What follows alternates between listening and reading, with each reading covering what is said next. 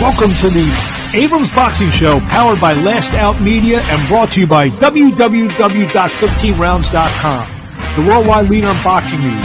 Also, Abrams Boxing PR Media and Broadcasting, the industry standard for boxing media relations and play-by-play broadcasting. Also, check out www.abramsboxing.com, Abrams Boxing on YouTube, as well as M. Abrams Boxing on Twitter and Marc Abrams Boxing on Instagram.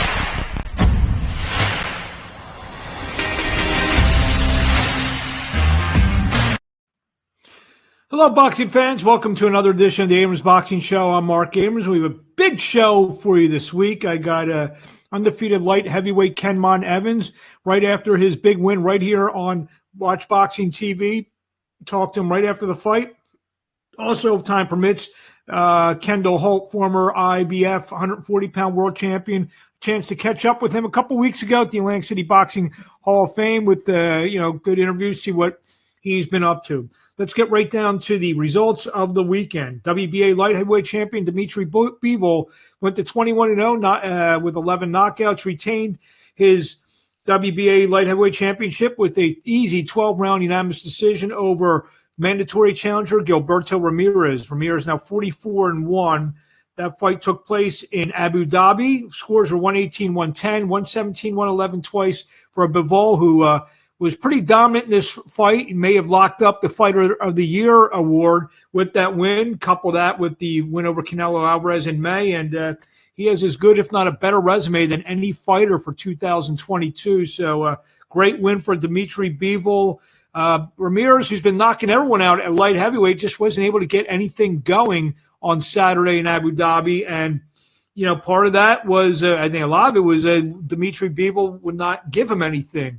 So Dimitri Bivol, I know we're going to be clamoring either for a rematch against Canelo Alvarez, or I think a lot of people now want to see the full unification with Artur Beterbiev. So that would be a terrific fight if it happens. I don't think Bivol could go wrong either way.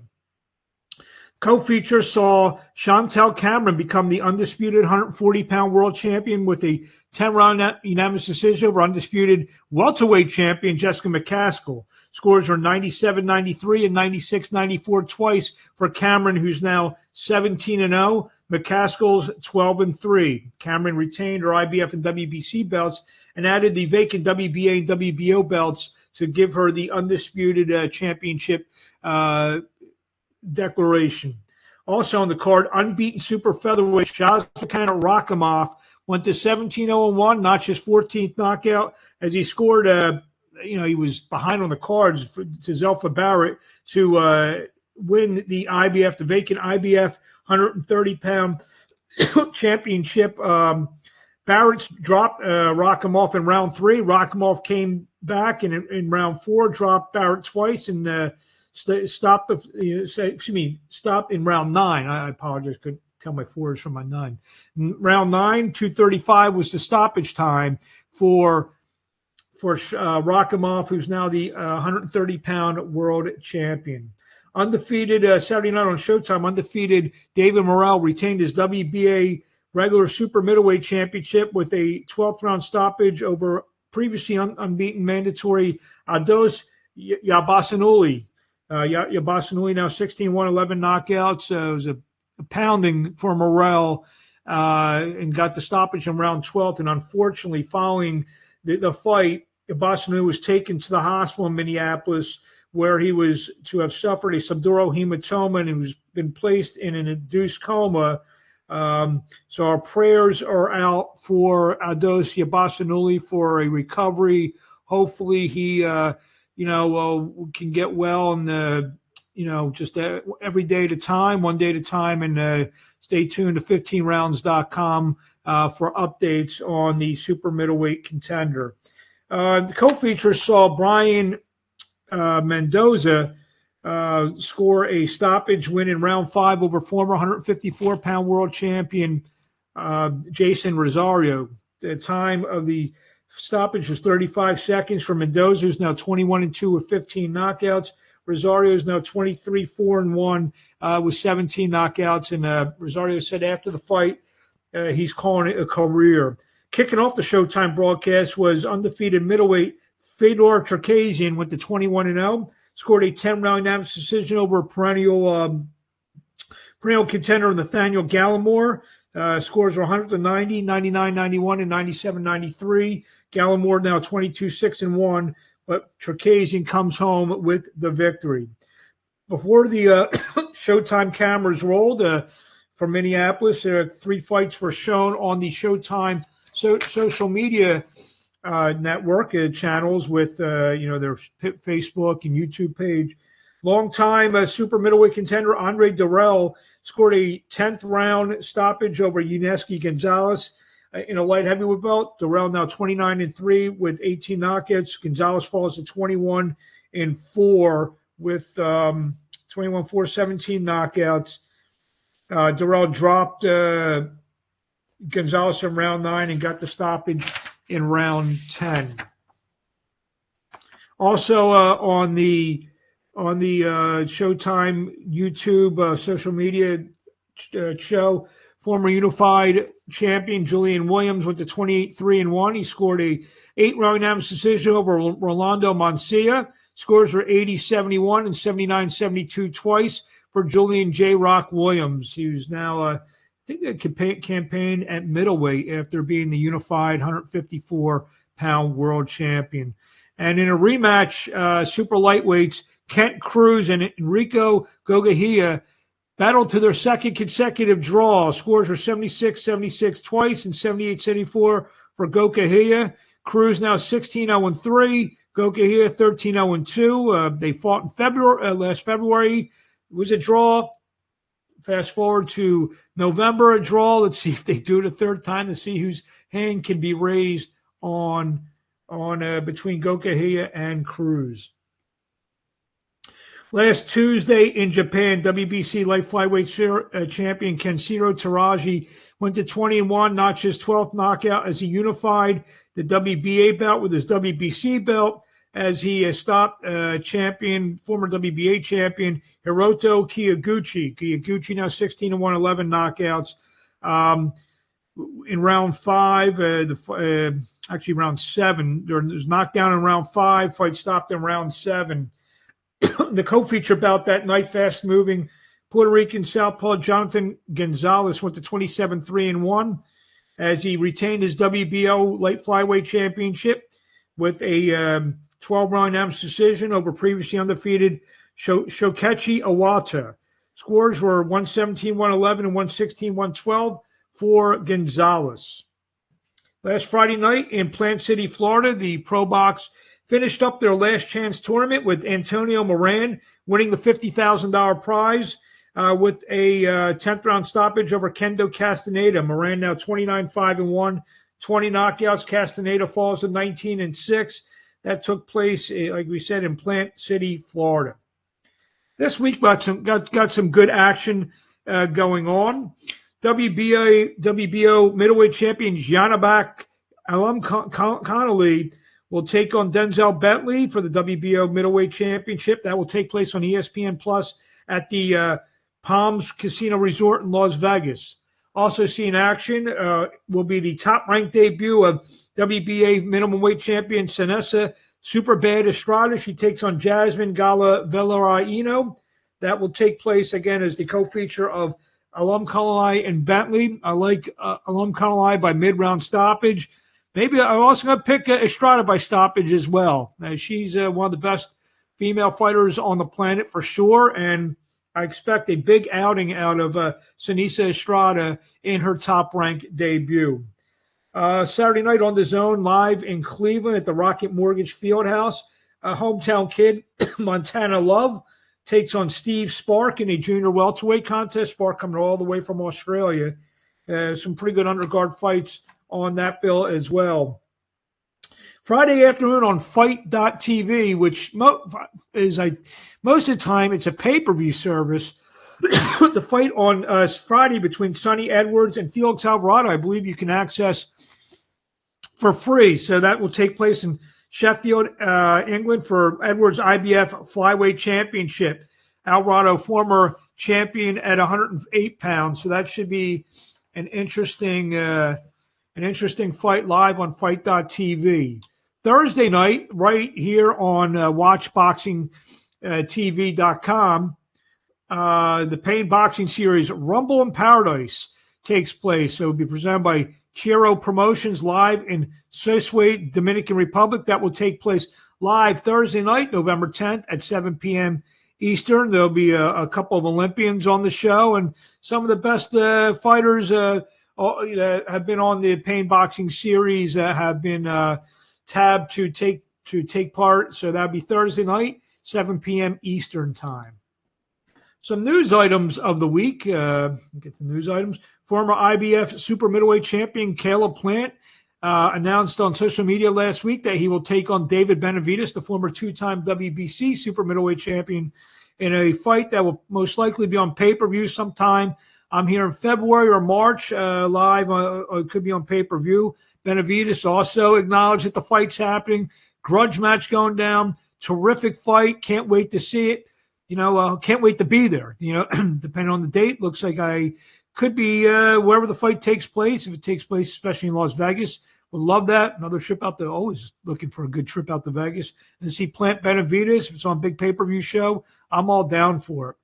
WBO Championship Committee has granted the sanction of the approved junior bantamweight unification contest between Kazuta Ioka and Joshua Franco.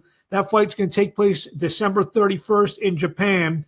The winner of Ioka Franco must face WBO bantamweight, junior bantamweight mandatory challenger Junto Nakatani, and we'll get into him in a minute.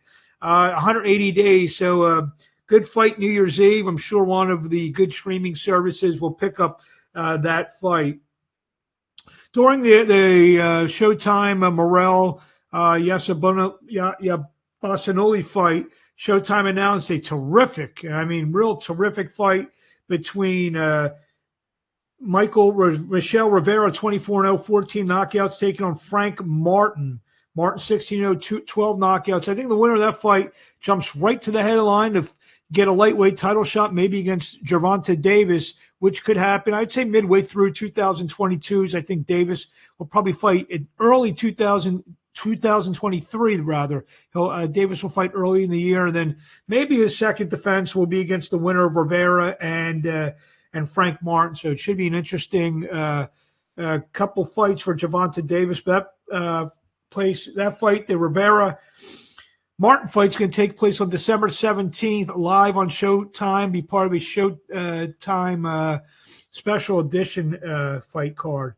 ProBox TV announced that their December 2nd show from the ProBox TV Event Center in Plant City, Florida, will pit undefeated cruiserweights. Number 10 WBO ranked Brandon Glanton, 17-0, 14 knockouts, will take on WBO number 6 David Light, 19-0, 12 knockouts.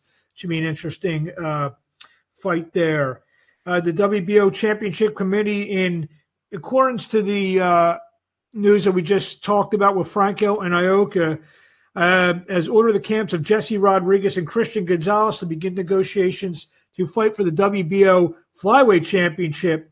If they don't reach a deal by November 14th, a purse bid of a minimum of $80,000 will be administered. The belt was held by Junto Nakatani, who's moving up to 115 pounds, where Jesse Rodriguez is coming down from 115 pounds to campaign at flyweight.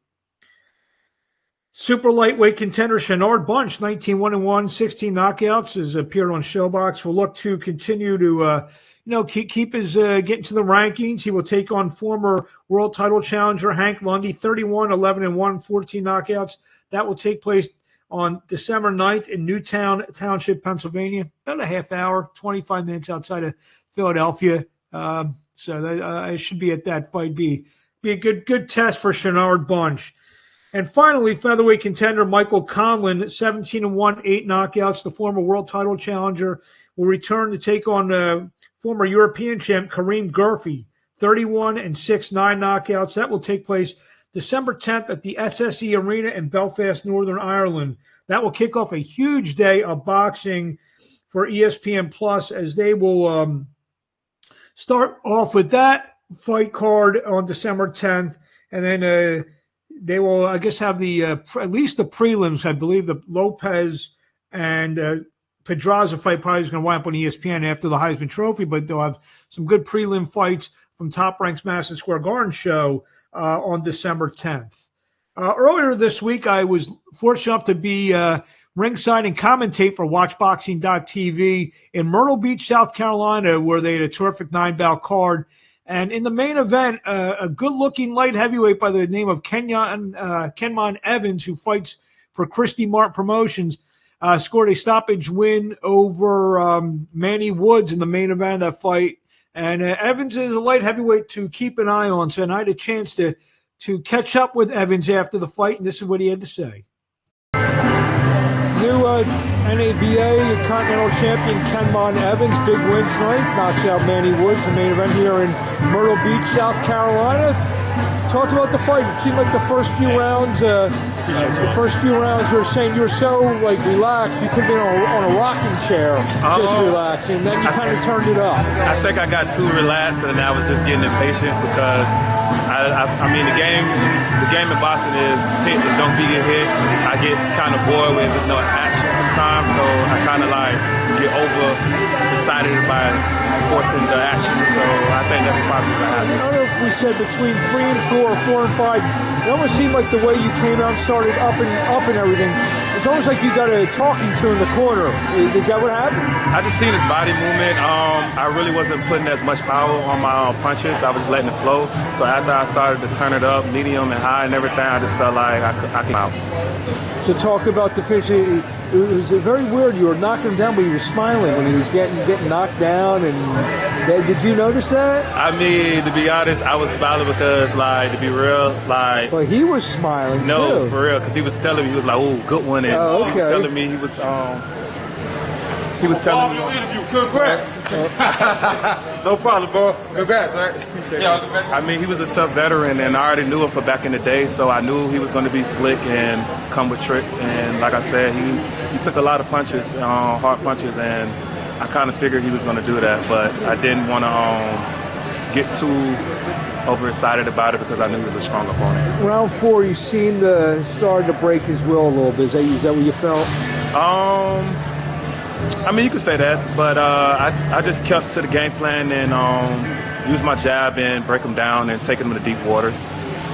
So what's next now? I know you just finished the fight. What are you looking to do next? Obviously, you're getting to the point where, maybe some of the showbox type of things, and some of those fights where, you're really expected to get a challenge somebody. Is that what you want to do next, or maybe another fight or two? Yes, Christy and Lisa them and my dad them, we already sat down and talked about that or whatever, but we got to talk more. They mentioned it to me. I'm very excited, and they know once I'm in camp, they get me a camp. I don't have to worry about work and nothing like that or whatever. I mean, I'm embracing the challenge, and I can't wait for it. And I guess maybe next to the last question I have. First 7-8 fights, no knockouts. Now 3 of the last 4. Is this what's the difference? The difference is when I did my first 4 fights, I did have people hurt. I never capitalized on it. I think that came from overtime and me tapping in. And now that I'm tapping in, I'm seeing I'm getting more wiser and more knowledge of the game. So now I'm just capitalizing and executing. And what do you want to say to the fans? Some of the people may know you now, or after this interview, they're going to know you now. I just want to thank everybody for coming out and supporting me. Hopefully I gain more fans, man. I'm here, and I'm embracing every challenge that come my way. Congratulations. Thank you, sir. Thank you.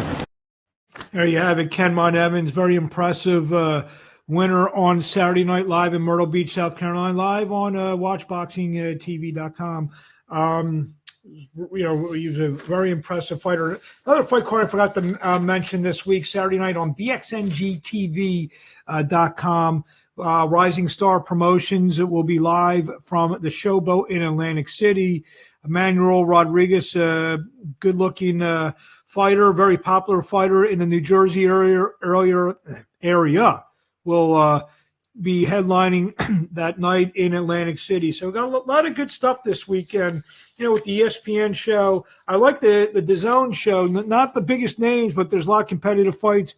Christian Tapping against Thomas Matisse, two fighters I've worked with over the years, will be squaring off against each other live in Cleveland, as well as one of the co-feature bouts. And, it kicks off with Sonny Edwards this week on FITE.tv. I think that's going to be a free show. So I'd like to thank everyone for tuning in this week. We'll get some good interviews, some more good interviews next week. I'm working on some good stuff, and we're going on a couple trips. We're on Abrams Boxing YouTube, where you can see all the interviews. I try to do 5-6 interviews a week. We're going to have a lot of interviews coming up. Working on a couple trips to get in front of some big name fighters from all around the world, some fighters, managers, promoters, all that. So keep tuned to Abrams Boxing on YouTube and 15rounds.com, 15rounds.com. Thank you for everyone for tuning in, and